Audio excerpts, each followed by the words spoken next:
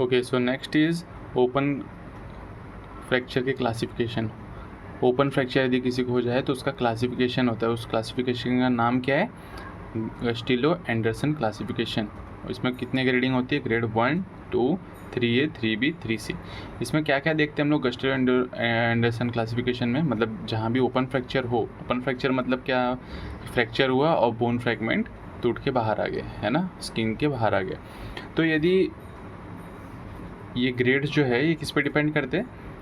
जैसे ग्रेड 1 है तो 1 सेंटीमीटर से छोटा ही यदि वुंड है स्किन में और थोड़ा सा बोन बाहर आया है तो इसको हम लोग किस तरीके से मैनेज करेंगे? सो ये grading is helping us to how to manage this open types of fracture, है ना। कि क्योंकि यदि बोन यदि टूट के बाहर आ चुका है, इसका मतलब वहाँ पे क्या होगा? कंटामिनेशन भी होगा ना। सो डिपेंडिंग अपॉन कंटामिनेशन उसका मैनेजमेंट कैसा होना चाहिए। So for that this classification is very important. कौन सा? गस्टिलो एंडरसन क्लासिफिकेशन। और भी बहुत सारे टाइप के क्लासिफिकेशन होते हैं, देखो, जैसे नीड्स क्लासिफिकेशन, गस्टिलो, है ना, शार्टकर्स क्लासिफिकेशन, गार्डन एंड गार्डलैंड। तो ये सारे ऑर्थो में बहुत सारे क्लासिफिकेशन आते हैं जो कि इंपॉर्टेंट है। सो पहला हमने देख लिया है Gustilo and Anderson classification. Okay, next is external fixator. जब भी ओपन फ्रैक्चर होता है ना, उसको मैनेज करने के लिए many times we use external fixator. ये ऐसे फिक्सेटर होते हैं जो जिनके पिंस रॉड्स जो है वो बोन के अंदर जाते हैं ताकि बोन को अलाइन कर सके, जो फ्रैक्चर बोन है उसको एक लाइन में ला सके। एंड उसको जो सपोर्ट देता है ना, जो उस पिंस को जो सपोर्ट देता है वो बाहर ही प्रेजेंट होता है, वो हमें बाहर दिखता है, पेशेंट के बॉडी में दिखता है कि बाहर फिक्सेटर लगा हुआ है, एक्सटर्नल फिक्सेटर, और बोन्स से पिन अटैच है ताकि बोन्स को सपोर्ट मिल सके। तो कौन कौन से टाइप्स है एक्सटर्नल फिक्सेटर के? That is Schanz pin, Ilizarov ring fixator and rail fixator. तो देखो ये हमने देखा है, जो भी फॉरेन मेडिकल ग्रेजुएट रशिया से पढ़ के आए हैं, इलिजियारोव रिंग तो मोस्ट कॉमनली देखा होगा। वहाँ के लोगों को देखो पैरों में ये एक रिंग लगा के घूमते रहते, तो दिस इज़ दैट। ओके, फिर रेल फिक्सेटर। रेल कैसी होती है? रेल जो अपनी रेलवे होती है कैसी होती है? आगे पीछे कहीं भी आ सकती है। तो ये फिक्सेटर ऐसे है जिसको हम आगे पीछे बढ़ा सकते, कम कर सकते, कैसे भी कर सकते हैं, which is also type of external fixator. और एक होता है शांट्स पिन, ठीक है। फिर कई बार क्या होता है, फ्रैक्चर होने के बाद में यदि पेशेंट बहुत लेट आता है या बहुत ब्लीडिंग हो गई हो, हाँ, फ्रैक्चर के डिस्टल पार्ट में जो टिश्यू है वहाँ पे ब्लड सप्लाई ना हो, तो इस्केमिक टाइम यदि ज़्यादा हो, तो ये सब फैक्टर की वजह से एम्पुटेशन करना पड़ता है कभी कभी। सो कौन से पेशेंट में एम्पुटेशन करना है, कौन से पेशेंट में एक्सटर्नल फिक्सेटर लगा के मैनेज करना है ना, कौन से पेशेंट में ये ग्रेडिंग जो गस्टिलो एंडरसन क्लासिफिकेशन वाला है, जो क्लासिफिकेशन है, इसमें जो ग्रेडिंग है ये भी तो ओपन फ्रैक्चर के टाइप से, तो इसमें कैसे हमको मैनेज करना है, तो वो सब कुछ इम्पॉर्टेंट तो है। लेकिन एम्पुटेशन कब करना है, तो उसके लिए we use MESS score use करते हैं, नहीं तो लिम्ब साल्वेज स्कोर यूज़ करते हैं, तो गंगा स्कोर यूज़ करते हैं, ठीक है। So MESS score if it is more than 7 which is important, है ना। मेस स्कोर हमें कम से कम याद रखना है। यदि मोर देन 7 है तो इसमें हम 4 क्राइटेरिया चेक करते हैं मेस में। कौन कौन से visa? VISA। V for velocity of trauma, I for ischaemic time, कब से फर्दर टिश्यू को ब्लड नहीं जा रहा है, पेशेंट शॉक में है कि नहीं, एंड एज ऑफ पेशेंट।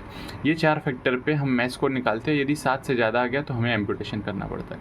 अब चलो पैर काट के यदि हमने निकाल भी दिया, ठीक है, तो उसके बाद में पेशेंट बोलेगा ना, अब मेरी आगे वाली ज़िंदगी के लिए क्या कुछ जुगाड़ है कि नहीं, तो हम बोलते हैं ठीक है प्रोस्थेटिक्स यूज़ करिए आप। तो प्रोस्थेटिक्स में कैसे 2 टाइप के इंपॉर्टेंट है, which is solid ankle cushion healing.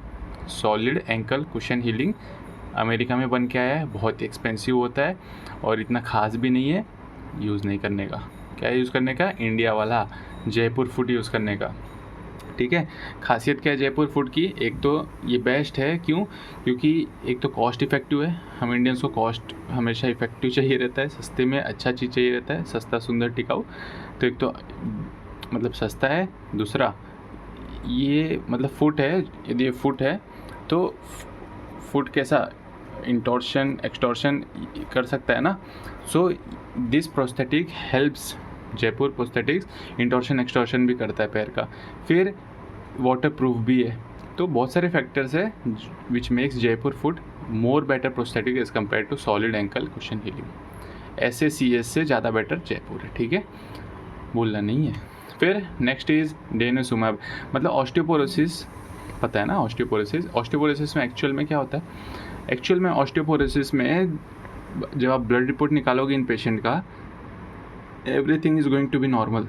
ज़्यादातर ये पोस्ट मेनोपॉजल वुमेन में देखा जाता है, नहीं तो ओल्ड एज पेशेंट में देखा जाता है ना। और इनमें क्या होता है, ऑस्टियोपोरोसिस में blood calcium level, calcium level, serum phosphate, है ना, पैराथायरॉयड हार्मोन का level, ALP level, everything will be normal, but फिर भी इनको पेन होता है। सो एक्चुअल में क्या है, उन्हें ऑस्टियोपोरोसिस होता है ऐसे पेशेंट को। सो उनकी ट्रीटमेंट क्या है, ड्रग ऑफ चॉइस क्या है, बिसफॉस्फोनेट्स, है ना, एलेंड्रोनेट, रोजिट्रोनेट, ये सब। लेकिन वन ऑफ द ड्रग जिस पे ज़्यादा क्वेश्चंस आते हैं that is denosumab. It is monoclonal antibody. क्या नाम है, डेनिसुमैब। क्या करता है, it is a RANK ligand inhibitor. RANK ligand को इनिबिट कर दोगे तो रैंक लिगांड क्या करता था, ऑस्टियोक्लास्ट को एक्टिवेट करता था। RANK ligand inhibit, osteoclast also inhibit, bone resorption नहीं हो पाएगा, ठीक है। So this is mechanism of action of denosumab. फिर नेक्स्ट कंसेप्ट क्या है, प्रोकोलेजिन। प्रोकोलेजिन क्या होता है, it is immature form of collagen, है ना। इट इज़ ए प्रो मतलब क्या, इट इज़ इमेच्योर या तो इनएक्टिव फॉर्म, है ना। सो प्रोकोलेजिन जब कोलेजिन में कन्वर्ट होता है तो मैच्योर होता है, राइट। यदि वो collagen mature form of collagen में कन्वर्ट ना हो और ये प्रो कोलेजिन जाके बोन बनाए तो बोन प्रॉपर बन पाएगा क्या, नहीं बनेगा। तो पेशेंट को कौन सी डिजीज़ हो जाएगी, ऑस्टियोजेनेसिस इम्परफेक्टा। सुना है ना, ब्रिटल बोन डिजीज़ कि एबनॉर्मल बोन्स बन रहे हैं छोटे छोटे बच्चों में, और वो बच्चा मतलब कि कार पे बैठा भी है तो भी उसके बोन टूट जा रहे हैं, कार में बैठा है ना, लेटा हुआ है, उठने की कोशिश कर रहा है, बोन टूट गया। तो ऐसा होता है, इसके लिए उसको बोलते हैं brittle bone disease which is osteogenesis imperfecta. होता क्या है इसमें, प्रोकोलेजिन से बोन बनता है। हम पढ़ते हैं ना कोलेजिन से bone, collagen is one of the important constituent of bone. तो कौन सा कोलेजिन, कोलेजिन 1, राइट। कोलेजिन 2 कहाँ पे होता है, कार्टिलेज, कार्टिलेज, कोलेजिन 2 कार्टिलेज, ठीक है। Next is vitamin C. Vitamin C is very important, हम बायोकेमिस्ट्री में पढ़ते हैं ना, vitamin C is very important for hydroxylation of proline and lysine. तो यदि विटामिन सी नहीं रहेगा तो prolyl hydroxylase and lysyl hydroxylase काम कर पाएंगे क्या, नहीं करेंगे। And these are very most important constituent of collagen. तो एबनॉर्मल कोलेजिन बनेगा तो, और कोलेजिन क्या होता है, स्किन में भी होता है, बोन्स में होता है, ब्लड वेसल में होता है, हर जगह होता है। पेशेंट को हो जाएगा स्कर्वी। स्कर्वी में पता है ना, ब्लीडिंग देखने मिलता है, गम्स ब्लीडिंग, हाँ, और फिर स्किन भी इजीली टीयर हो जाती है, बोन्स भी टूट जाते हैं। और स्कर्वी में और क्या क्या दिखता है, बोन्स में जो ग्रोथ प्लेट होता है बहुत वाइड हो जाता है ना। रिकेट्स में भी वाइड हो जाता है, बट स्कर्वी का अलग सीन होता है। स्कर्वी में जो चेस्ट पे जो रोजरी आती है वो भी पॉइंटेड होती है एंड टेंडर होती है टच करने में ना। ये सारे इम्पॉर्टेंट पॉइंट्स है स्कर्वी के जिस पे क्वेश्चन आते हैं। और जब इनका एक्सरे करते तो जैसे फॉर एग्जांपल रिस्ट का एक्सरे लिया तो वहाँ पे मीज़ नहीं, कोई तो एक लाइन आती है जो कि which is dark white in colour, है ना। एंड दैट लाइन, उसका नाम नहीं याद आ रहा है, बट वही लाइन हम लोग यूज़ करते हैं एज अ कि ट्रीटमेंट सही चल रहा है कि नहीं इन रिकेट्स में हम वही लाइन यूज़ करते हैं। यदि वो लाइन दिख गई तो हम बोलते हैं हमारा ट्रीटमेंट सही चल रहा है। लेकिन स्कर्वी में वो लाइन दिखता है, इसका मतलब वो स्कर्वी है ना। जब हम मेन नोट्स पढ़ेंगे तो उससे ज़्यादा समझ में आएगा। विटामिन डी की डिफिशियंसी, विटामिन डी की डिफिशियंसी सभी को पता है क्या हो जाएगा, रिकेट्स हो जाएगा पेशेंट को, है ना। विटामिन डी सभी को पता है बोन के लिए बहुत इंपॉर्टेंट होता है। क्यों, क्योंकि विटामिन डी क्या करता है, स्टमक बोल रहा हूँ, GIT एंड किडनी से रीएब्जॉर्प्शन करवाता है कैल्शियम का, ताकि वेस्ट ना हो, है ना। जो हम लोग खाना खा रहे हैं उससे ज़्यादा कैल्शियम एब्जॉर्ब हो, है ना। जो यूरिन प्राइमरी यूरिन जो किडनी में फॉर्म हो रहा है वहाँ से भी ज़्यादा आयरन बोल रहा हूँ, कैल्शियम की एब्जॉर्प्शन हो। तो ज़्यादा कैल्शियम एब्जॉर्ब होगा तो बोन में जाके डिपॉजिट होगा, bone will be strong. Vitamin D की कमी तो कैल्शियम एब्जॉर्ब नहीं हो पाएगा, सीरम कैल्शियम लेवल डिक्रीज हो जाएगा, तो बोन को कैल्शियम नहीं मिलेगा, तो बोन भी क्या हो जाएंगे, बेचारे कमज़ोर हो जाएंगे, है ना। So this is what is seen in rickets and because of decrease calcium absorption from GIT and kidney, ठीक है। और रिकेट्स में भी हमें क्या देखने मिलता है, चेस्ट में रोजरी देखने मिलती है, but that is blunt and it is not tender, दबाने पे दुखता नहीं है बच्चों को, ठीक है। पेगेट्स डिजीज़, ये सारे मेटाबॉलिक डिसऑर्डर्स हैं, ये सारे मेटाबॉलिक डिसऑर्डर्स ऑफ बोन है। तो नेक्स्ट इज़ पेगेज डिजीज़ में क्या होता है, over activity of osteoclast. Osteoclast पता है बोन का रीअब्जॉर्प्शन करते हैं, यदि इनकी ओवर एक्टिविटी हो जाए तो क्या होता है, पेगेज डिजीज़ होता है। एक्सेसिव बोन रिजॉर्प्शन ज़्यादातर ओल्ड एज में देखने मिलता है ये, और इसके अंदर एक्चुअल में SQST-MI जीन होता है, उसका म्यूटेशन हो जाता है, उसकी वजह से ये होता है, ठीक है।